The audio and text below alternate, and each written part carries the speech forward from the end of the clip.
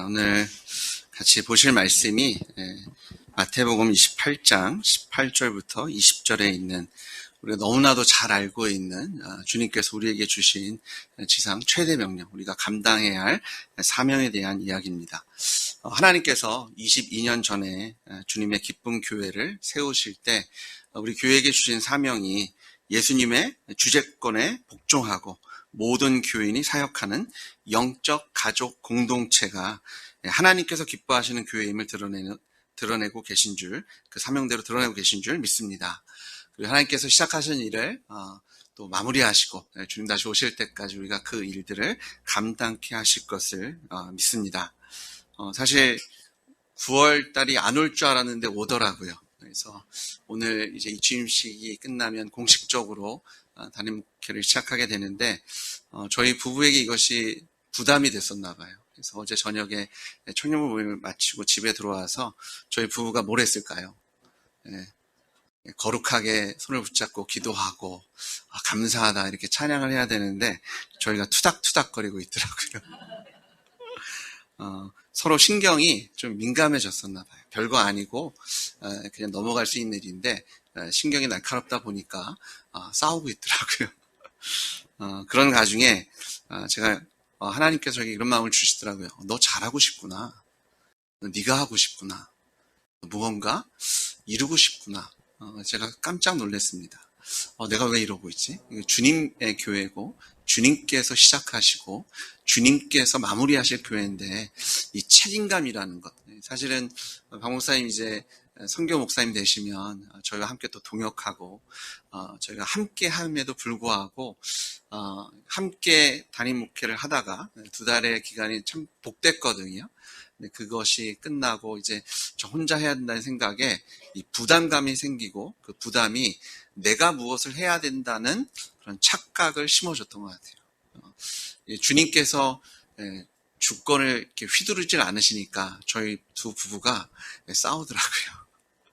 그래서 하나님께 회개하고 다시 한번 제가 준비한 말씀을 좀 되돌아보는 그런 기회가 됐습니다. 사실 오늘 어떤 말씀을 전해야 될까 고민하다가 교회에 대해서 전해야 되겠다.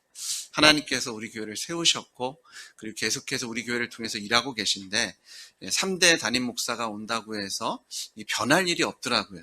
왜냐하면 말씀이 변하지 않고 우리의 머리 대신 주인 대신 예수님께서 변하지 않으셨기 때문에 그 사역자가 바뀐다고 해도 우리 교회가 나아가야 할 길은 변할 수 없는 줄 믿습니다.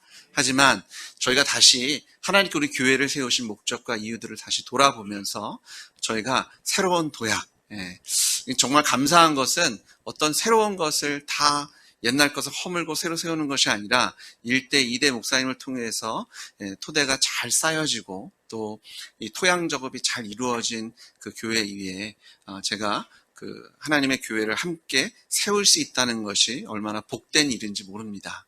그래서 오늘 다시 한번 교회에 대해서 나누면서 우리가 다시 다짐하고 결단하고 또 하나님께서 우리에게 주신 주님의 기쁨이 되는 교회로 한 걸음 더 나아가는 귀한 주일 되기를 주님의 이름으로 소원하고 축복합니다.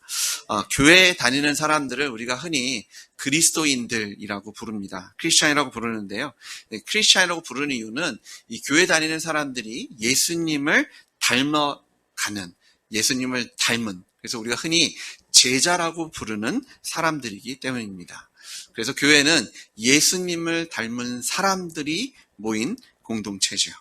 그리고 하나님께서는 오늘 본문을 통해서 하나님께 세우신 교회가 이런 모습이었으면 좋겠다. 이런 사명을 감당했으면 좋겠고 이렇게 세워지기를 소망하는 그런 모습들을 같이 본문을 통해서 은혜를 나누기 원합니다. 첫 번째 제가 좀 나누고 싶은 교회의 모습은요. 교회는 하늘과 땅의 권세를 가지신 예수님께 굴복한 공동체라는 겁니다. 마태복음 28장 18절에 보니까요. 예수께서 나와 말씀하여 이르시되 하늘과 땅의 모든 권세를 내게 주셨으니 예수 그리스도에게 모든 권세가 있는 줄 믿습니다. 예수님께서 그 권세를 가지고 명령하시는 것이 제자 삼으라. 교회를 세우라고 명령하신 줄 믿습니다. 예수님께서 이 땅에 오신 이유, 우리가 쉽게 얘기하면 우리의 죄를 사하시고 우리에게 영생을 주시기 위해서 오셨습니다 라고 대답합니다. 우리를 구원하기 위해서 오셨어요. 근데 성경을 보니까 예수님께서 우리를 구원하셨다, 구원하기 위해서 오셨다라는 것을 좀 다른 모습으로 설명도 하고 있는데요.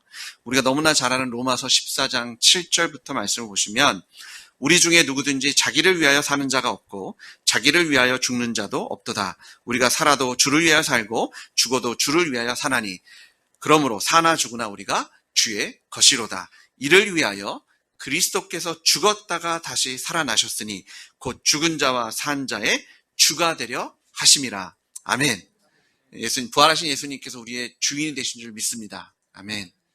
우리가 사실 예수님께서 죄에 죽으시고 부활하셔서 우리의 죄를 사하셨고 우리를 구원하셔서 이제 우리가 천국 가는 영생을 얻었습니다 라고 얘기하는데, 성경은 우리가 영생을 얻었다는 것이 이런 의미를 갖고 있는데요. 사나 죽으나 우리가 주님의 것인 줄 믿습니다.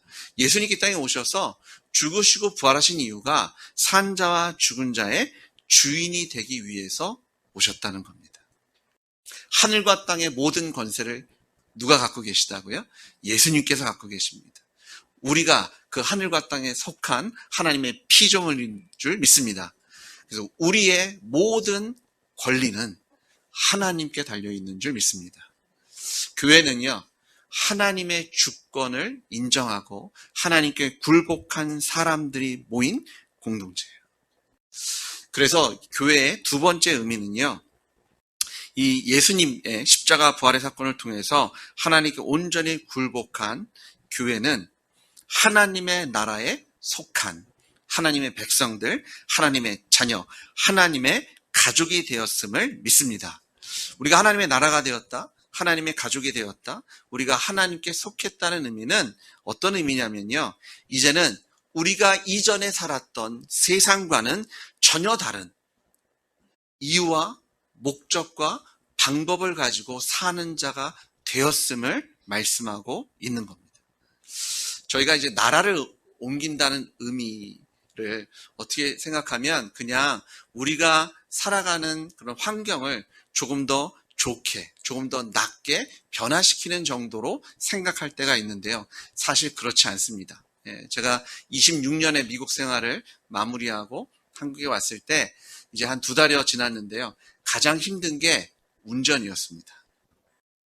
이게 운전하는 게요, 뭐 전 세계가 다 비슷합니다. 그런데 비슷한데 달려요. 제가 아마 미국에서 운전하는 것처럼 한국에서 운전하면 제 뒤에서 빵빵거릴 차들이 참 많을 겁니다. 여기도 스탑 사인이 있잖아요. 스탑이 있으면 제가 제 머리에 주입을 합니다. 저 스탑 사인이 보이지만 저기 앞에 서가지고 하나 둘 셋 하면 안 돼. 그냥 무시하고 가. 막 얘기를 합니다.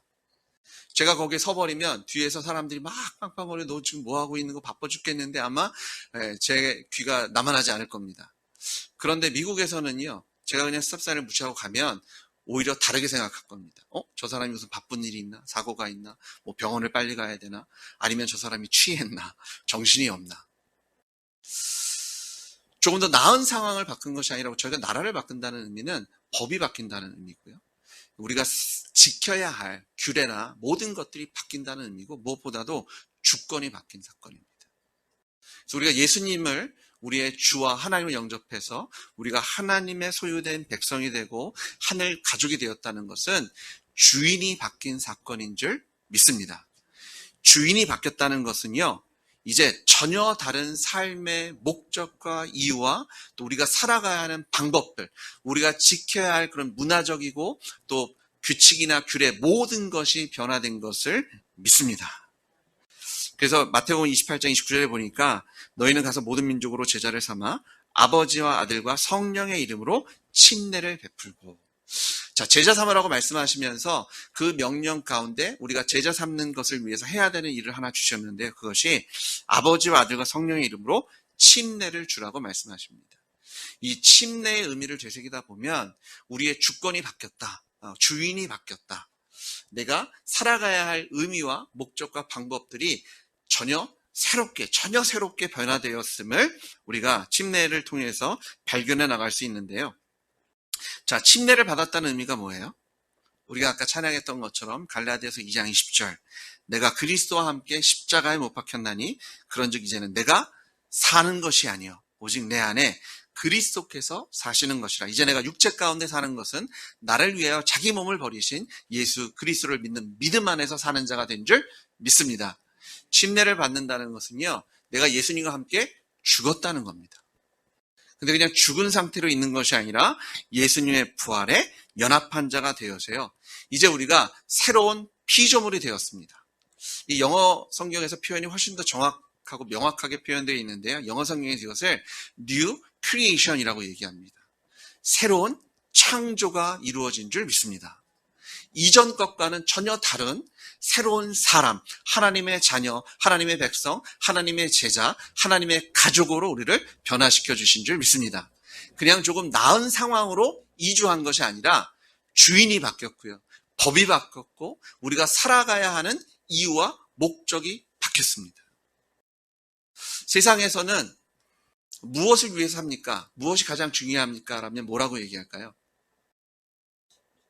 예, 의식주. 그건 조금 더 그걸 좀 잘 포장한 게 행복이란 단어입니다. 내가 행복하기 원합니다.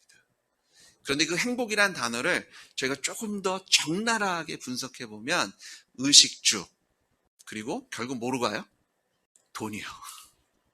돈, 권력, 명예, 사람들이 나를 얼마나 사랑해주고 인정해주고 박수쳐주고, 그것이 나를 행복하게 한다고 얘기합니다.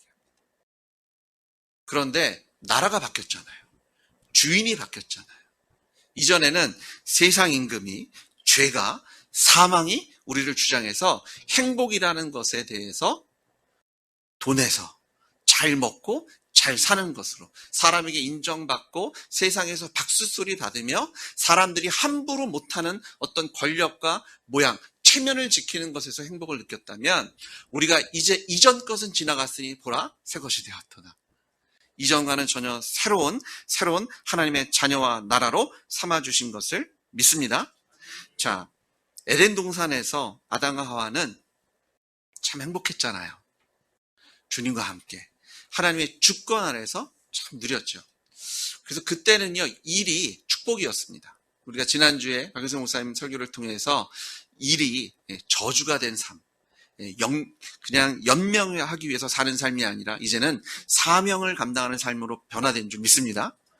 자, 그런데 창세기 3장 17절을 보니까요, 아담에게 이르되 내가 내 아내의 말을 듣고 내가 내게 먹지 말라 한 나무의 열매를 먹었은즉 땅은 너로 말미암아 저주를 받고 너는 내 평생에 수고하여야 그 소산을 먹으리라. 땅이 내게 가시덤물과 엉겅퀴를 낼 것이라. 내가 먹을 것은 밭의 채소인즉 내가 흙으로 돌아갈 때까지 얼굴에 땀을 흘려야 먹을 것을 먹으리니 내가 그것에 취함을 입었음이라. 너는 흙이니 흙으로 돌아갈 것이니라 하시니라. 일은 저주가 아닙니다. 아담 하와도요, 에덴 동산에서 일했습니다. 생육하고 번성하고 땅을 정복하고 다스리는 일을 감당했습니다. 그래서 짐승들과 그런 여러 가지 이름을 짓기도 하고요, 그것을 잘 경작하고 다스리고 통치하는 일들을 행했죠. 그런데 창세기 3장 17절에 보시니까 저주를 받은 건 뭐예요? 땅이 저주를 받았습니다. 땅이 저주를 받으니까 아무리 일을 해도 내가 생각하는 만큼 소산이 나올 수 없게 됐습니다. 그래서 콩 심은 데 콩 나오고 팥 심은 데 팥 나오는 게 맞는데, 콩을 심었는데 콩과 함께 뭐가 나와요? 가시덤불과 엉겅퀴가 같이 나오고요. 그리고 하나를 심으면 보통 콩 하나에서 얼마의 수확을 얻을지 모르겠는데 놀랍잖아요. 50배, 100배 뭐 이 정도 막 자라잖아요. 그게 아니라 하나도 안 나올 때도 생기고, 그리고 쭉정이 뭐가 좀 겉은 멀쩡해서 기대를 갖고 탁 깠는데 안이 비어있는, 가시덤불과 엉겅퀴를 내는 저주받은 땅에서 수고해봐야, 그러니까 더 수고해야 되니까요. 그래서 내가 살아남으려면 다른 사람들을 짓밟고 다른 사람이 갖고 있는 것을 착취하고 조금 덜 주고 써야 하고요. 그런 욕심을 가지고 살 수밖에 없는 그런 저주받은 일이, 사명이 아니라 살기 위해서 급급한 것으로 바뀐 것을 우리가 바라보게 되죠. 제가 오늘 아침에 공익 광고를 하나 봤는데요. 이 세상도 알고 있더라고요. 공익 광고를 봤더니 요즘 우리가 살고 있는 세상이 너무 경쟁, 그래서 다른 사람을 짓밟고 올라가는데 우리 그러지 말고 상생합시다. 그래서 만화처럼 그림을 막 하는데 처음에는 한 사람이 막 커지더니 다른 사람을 막 이렇게 삼켜버리더라고요. 그게 아니라 셋이 함께 어깨동무하고 우리 함께 살아갑시다. 세상도 알고 교회도 알고. 네, 여러분 지난 한 주간 상생하셨습니까? 경쟁 속에서 주님께서 말씀하신 대로 원수도 사랑하고 내가 하나 더 희생하고 사랑함으로 하나님께서 세우신 그 교회의 그 축복의 통로의 역할을 감당해 주셨습니까? 사실 세상에 살면 너무 도전이 많잖아요. 이게 내가 잘못하면 호구가 될 것 같고 눈에는 눈, 이에는 이로 해줘야 그래도 살아남을 수 있는 것처럼 보입니다. 그런데 하나님께서 새로운 창조를 해주셨는데 우리를 전혀 새로운 하나님의 자녀로 삼아주시면서 이렇게 말씀하셨어요. 마태복음 6장 31절을 보니까 그러므로 염려하여 이르기를 무엇을 먹을까 무엇을 마실까 무엇을 입을까 하지 말라. 이는 다 이방인들이 구하는 것이라 너희 하늘 아버지께서 이 모든 것이 너희에게 있어야 할 줄을 아시느니라. 그런즉 너희는 먼저 그의 나라와 그의 의를 구하라. 그리하면 이 모든 것을 너희에게 더하실 줄 믿습니다. 아멘. 다른 이야기를 하십니다. 세상과는 전혀 다른 방법으로 살라고 말씀하십니다. 다른 것을 소망하고 다른 것을 목적으로 해서 살아가라고 하십니다.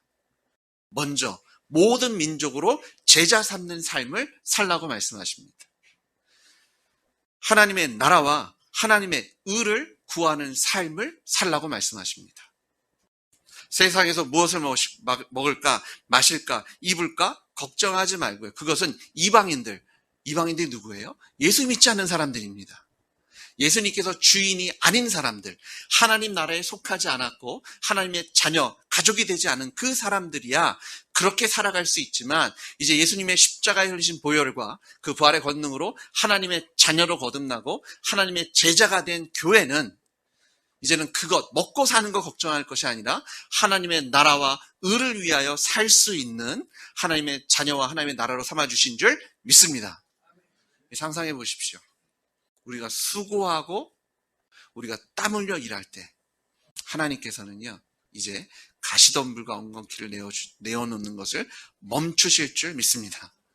이제 하나님의 은혜가 하나님의 모든 백성들과 자녀들에게 임하고 역사하며 단지 우리만 급급해서 먹고 사는 정도가 아니라 우리를 하나님의 축복의 통로, 은혜의 통로를 삼으셔서 무사람들이 우리의 삶을 통해서 흘러넘치는 하나님의 은혜와 사랑과 그 하나님의 풍성함을 함께 먹고 마시는 자리로 우리를 하나님의 그 축복의 그 사명의 자리로 우리를 이끌어 주신 줄 믿습니다. 우리가 이미 그 자리에 서 있는 자들입니다. 그러니까 모든 민족으로 제자 삼으라고 우리에게 명령해 주신 겁니다. 하나님의 나라 의를 먼저 구하라고 명령하신 겁니다. 왜? 우리를 새롭게 창조하셔서 이전 것은 지나가게 하셔서요. 이제 세상 사람들처럼 먹고 사는 것 걱정하는 것이 아니라 하늘에 계신 아버지께서 다 아십니다. 하늘 아버지께서 우리의 필요를 채우시고 구름기둥과 불기둥을 보내셔서 우리를 보호하시고 인도하시며 넉넉히 수확하고 그 수확을 통해서 많은 사람들과 함께 나누는 축복의 자리로 우리를 삼아주실 줄 믿습니다. 침례받는다는 것은 받았다는 것은 우리가 전혀 새로운 하나님의 자녀로 거듭나왔음을 선포합니다. 그러니까 먼저 모든 민족으로 제자 삼을 수 있는 거고요. 뭘 먹을까 마실까 입을까 걱정하는 것이 아니라 하나님의 나라 의를 구할 수 있는 줄 믿습니다. 이 침례를 받는다는 두 번째 의미는요. 우리가 예수님의 흘리신 보혈의 피와 부활의 권능으로 이제는 아버지와 아들과 성령으로 함께 연합한 자가 되었음을 의미합니다. 이 연합했다는 것, 갈라디아 2장 20절 중반쯤에 보시면 오직 내 안에 그리스도께서 사시는 것이라. 내가 사는 것이 아니라 주님께서 우리 안에 사시는 줄 믿습니다. 우리가 살아갈 수 있는 이유가 우리 안에 거하신 주님께서 우리에게 생명을 주시고 우리에게 힘을 주시고 우리에게 지혜를 주시고 우리에게 능력을 공급하시기 때문인 줄 믿습니다. 그리스도인의 인생에 그리스도가 빠지면 뭐예요? 아무것도 아닙니다. 우리가 그리스도인이 됐다는 것은 예수님과 동행하는 자, 예수님과 연합한 자가 된 줄 믿습니다. 그래서 이 연합됐다는 것을요, 로마서 8장 15절에 이렇게 표현합니다. 너희는 다시 무서워하는 조의 영을 받지 아니하고 양자의 영을 받았으므로 우리가 아빠, 아버지라고 부르짖느니라. 성령이 친히 우리의 영과 더불어 우리가 하나님의 자녀인 것을 증언하시나니 자녀이면 또한 상속자, 곧 하나님의 상속자요 그리스도와 함께한 상속자니 우리가 그와 함께 영광을 받기 위하여 고난도 함께 받아야 할 것이니라. 아멘. 우리가 하나님의 자녀가 되었어요. 그리스도인이라는 것, 하나님의 제자가 됐고 예수님의 제자가 됐고 예수님의 제자라는 것은 우리가 하나님의 자녀가 된 줄 믿습니다. 하나님의 자녀라는 것은요, 하늘에 계신 하나님 이제는 우리가 아빠, 아버지라고 부를 수 있는 그 은혜의 자리에 쓴 줄 믿습니다. 아멘. 예수님께서 우리 머리가 되셨잖아요. 주님께서 우리 아버지가 되셨잖아요. 그러니까 우리가 더 이상 이전 삶을 그리워하거나 아니면 이전 예수님을 믿지 않았던 삶들의 방법들과 이유와 목적들에 더 이상 연연하지 않아도 되는, 이제 하나님의 자녀로서 하나님께 우리의 주인 되셔서 하나님께 우리를 책임지시고 공급하시고 인도하심을 믿는 믿음, 그것은 우리가 예수님과 한 몸이 되었기 때문입니다. 이 하늘가족 공동체에게 모든 민족을 제자 삼는 것은요, 너무나 마땅한 일입니다. 왜요? 예수님께서 우리의 주님이시니까. 여러분, 우리의 육신의 이렇게 움직임과 모든 것들을 관리하는 게 어디서 이루어집니까? 머리에서 이루어지잖아요. 물론 머리에서 명령을 하지 않아도 자율적으로 이렇게 행동하는 반사되고 이런 작용을 하기도 합니다. 하지만 그 모든 것을 관장하는 것이 이 머리에서 이루어지잖아요. 예수 믿는 사람들은요, 뭐가 바뀌었다고요? 주인이 바뀌었잖아요. 머리가 바뀐 사람들이고 아버지가 바뀐 사람들인 줄 믿습니다. 그러니까 저희가 더 이상 먹고 사는 것을 걱정하는 것이 아니라 하나님의 나라와 의를 구하고 모든 민족으로 제자 삼는 것을 감당하는 것이 마땅하고 당연하고 자연스러운 줄 믿습니다. 아멘. 이게 너무나 자연스러운 거예요. 저희가 배고프면 밥 먹어야 되고 목마르면 물을 마셔야 되는 게 너무 자연스러운 거잖아요. 그러니까 예수님의 이름으로 제자 삼고 자녀 삼는 것이 너무나 당연하고 마땅하고 자연스러운 일이고요. 하나님의 나라와 의를 구하는 것이 너무나 자연스러운 일인지 믿습니다. 성경에서 우리가 원수도 사랑하라고 하셨고요. 형제를 위해서는 생명도 내어주라고 하셨는데 이게 얼마나 어렵고 힘듭니까? 근데 하나님께서 어떤 일을 하셨냐면요, 머리를 바꿔주셔서 주인을 바꿔주셔서 형제를 위해 생명을 내어주는 것이 마땅하고 당연하고 자연스러운 일로 이미 바꿔주신 것을 믿으시는 여러분들 주의 이름으로 축복합니다. 아멘. 그래서 제자 삼으라고 하셨는데요, 이걸 다른 식으로 표현하면 자녀 삼는 겁니다. 제자 삼는 것은 자녀 삼는 것. 우리 교회가 하늘 가족으로 더욱더 굳건하게 세워지기를 주의 이름으로 축복합니다. 이 주재권이 되면요, 하나님이 우리에게 주신 사명, 부활의 증인, 모든 민족으로 제자 삼고 하나님의 나라와 의를 먼저 구하는 것이 당연하고 자연스럽게 됩니다. 그리고 제자가 곧 자녀이기 때문에요, 하늘 가족 공동체가 되어서 아버지를 사랑하고 마음과 뜻과 목숨을 다해서 아버지를 사랑하고 이와 동일하게 하나님께서 형제와 자매로 삼으신 우리 지체들, 우리 가족들을 사랑하는 것은 너무나 마땅하고 당연한 줄 믿습니다. 그런데요, 이 제자 삼는 일, 우리가 가족으로 세워지는 일은 한 번 있고 끝나는 일이 아니라는 거예요. 마태복음 28장 20절에 보시면 내가 너에게 분반 모든 것을 가르쳐주게 하라. 볼지어다 내가 세상 끝날까지 너희와 항상 함께 있으리라. 예수님께서 우리와 영원히 함께 계신 줄 믿습니다. 주님께서는 한 번 우리의 머리가 되어주시고 한 번 우리의 주님이 되어주시고 뒤로 물러나신 것이 아니라 지금도 그리고 영원토록 우리의 주인이시며 하나님이시고 우리 교회의 머리가 되어주신 줄 믿습니다. 그러니까 이 일은 한 번 하고 잘했다 칭찬 듣고 끝나는 일이 아니라 우리가 주님 다시 오실 때까지 하나님 우리 생명을 거두실 그때까지 우리가 해야 할, 우리가 순종해야 할 하나님 우리에게 맡기신 사명이며 하나님께서 기쁨 받으시는, 영광 받으시는 통로가 되는 줄 믿으시는 여러분 되시길 주의 이름으로 축복합니다. 하나님께서 교회를 세우셨잖아요. 그 세상 사람들이 이 교회를 통해서 하나님을 만나기를 원하고 계십니다. 우리가 아까 신앙 고백하실 때 우리 교회가 서로 사랑할 때 이것이 세상 사람들이 예수님을 만날 수 있는 아주 중요한 그런 통로가 될 줄 믿습니다. 하나님 우리 교회를 통해서 우리가 가족 공동체로 세워지고요. 그리고 가족 공동체로 세워지고 주님께 우리에게 주신 사명을 감당하려면 뭘 해야 돼요? 예수님의 주재권. 예수님께 우리 주인 되심이 온전히 선포되어야 될 줄 믿습니다. 제자 삼으려면요. 우리가 가족을 삼으려면 뭐를 해야 되냐 생각했더니 우리가 먼저 좋은 제자가 돼야 되겠더라고요.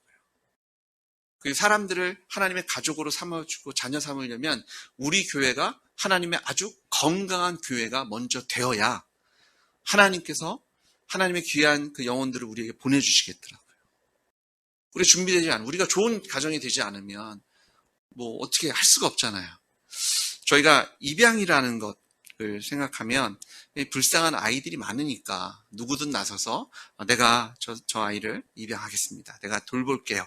이러면 아이고 감사합니다. 어떻게 그런 귀한 생각을 하셨어요. 예, 데려가시죠. 이럴 것 같으시죠. 제가 정확히 조사는 하지 않았지만 이게 그렇게 녹록지 않습니다. 조사하는 게 많아요.